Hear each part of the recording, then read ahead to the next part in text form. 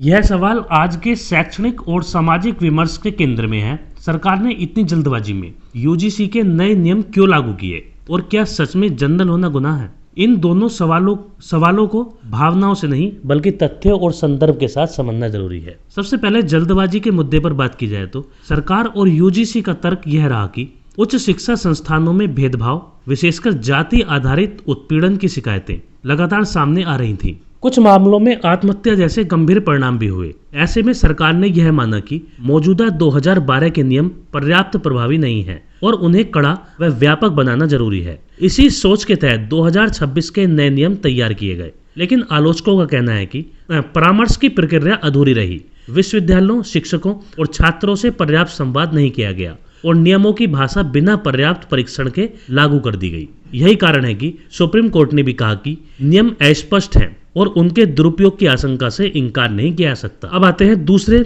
ज्यादा संवेदनशील सवाल पर, क्या जनरल होना गुनाह है? इसका सीधा और ईमानदार जवाब है नहीं, बिल्कुल नहीं। भारत का संविधान किसी भी नागरिक को दोषी नहीं ठहराता, न जाति के आधार पर और न वर्ग के आधार पर। समस्या जनरल बनाम आरक्षित की नहीं है, बल्कि नीतियों के क्रियान्वयन और संतुलन की है। हाल के वर्षों में कई जनरल वर्ग के छात्रों और शिक्षकों में यह भावना बनी है कि नए नियमों और नीतियों में उन्हें पहले से ही संदेह की नजर से देखा जा रहा है। यूजीसी के नए नियमों में भेदभाव की परिभाषा इतनी व्यापक रखी गई कि सामान्य प्रशासनिक निर्णय या अकादमिक मूल्यांकन भी शिकायत का विषय बन सकते हैं। इससे यह डर पैदा हुआ कि केवल जनरल वर्ग से होना ही आरोप का आधार बन सकता है, चाहे मंशा कुछ भी न हो। यही वह बिंदु है जहां सरकार की नीयत और नियमों के प्रभाव में फर्क दिखता है। सरकार का उद्देश्य समानता और सुरक्षा बताएगी, लेकिन स्पष्ट परिभाषाओं और सुरक्षा उपबंधों के बिना बनाए गए नियम समाज में असंतुलन और अविश्वास पैदा कर सकते हैं। सुप्रीम कोर्ट की टिप्पणी इसी चिंता को दर्शाती है।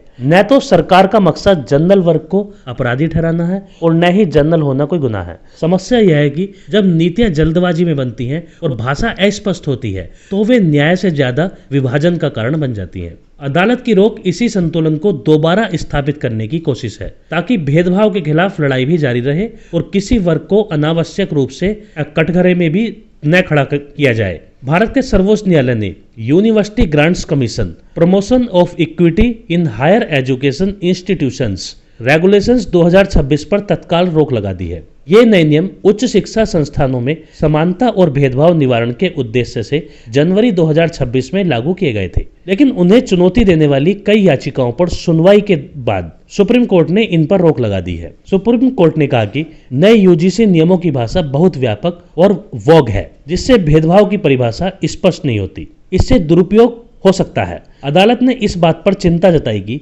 भाषा अस्पष्ट रहने पर नियम का गलत इस्तेमाल संभव है। मुख्य न्यायाधीश ने टिप्पणी की कि अगर इस तरह के नियम बिना स्पष्ट परिभाषा लागू किए जाएं, तो समाज में विभाजन, सोशल डिवीजन और गंभीर परिणाम हो सकते हैं। उन्होंने सवाल किया कि क्या हम समाज को बांट रहे हैं? सुप्रीम कोर्ट ने 2026 के नियमों को स्टे करते हुए कहा कि 2012 के यूजीसी एंटी डिस्क्रिमिनेशन रेगुलेशंस अब भी लागू रहेंगे, ताकि भेदभाव के खिलाफ शिकायत करने वालों की रक्षा मिल रहे। अदालत ने केंद्र सरकार और यूजीसी दोनों को नोटिस जारी किया और उनसे 19 मार्च 2026 तक विस्तृत जवाब देने को कहा। सुप्रीम कोर्ट ने संकेत दिया कि वह नए नियमों की संवैधानिक वैधता की भी जांच करेगा। सुप्रीम कोर्ट ने सुझाव दिया कि नए नियमों की भाषा और लक्ष्य स्पष्ट करने के लिए विशेषज्ञों की समिति बनाई जानी चाहिए, ताकि नियम संविधान और सामाजिक मूल्यों के अनुरूप हों। सुप्रीम कोर्ट का यह आदेश न केवल नियमों की तकनीकी दोषी को उजागर करता है, बल्कि नियमों के सामाजिक प्रभाव पर भी